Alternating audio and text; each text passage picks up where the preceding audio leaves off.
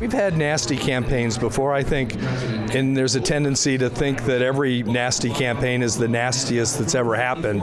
But I think this campaign has actually been very different in terms of the focus on personal characters and flaws and not really focusing nearly as much on the issues. It's always a little bit of both, but I would find it very difficult to poll voters who went to the polls today and ask them whether they heard any discussion of the issues in the last 2 weeks. It's been all character and mudslinging, both sides. And that's definitely something different from the previous years.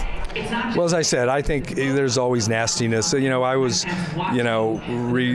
living a little bit of our 1988 campaign following Ronald Reagan. George Herbert Walker Bush ran against Governor Michael Dukakis from Massachusetts, and we had Lee Atwater, who was the king of the nasty tricks, and he was considered nasty for his time.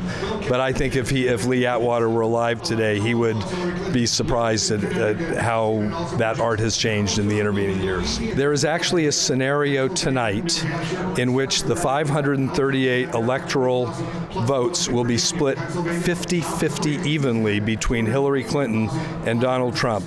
It doesn't require much more than what we already expect from what we've seen so far.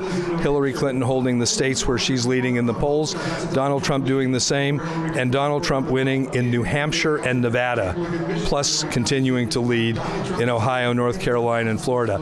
If that holds out, which is a very reasonable scenario at this point at 3 o'clock in the morning in Berlin, that would be a 269 to 269 tie, and our Constitution would provide that the election would then be decided in a special procedure by our House of Representatives.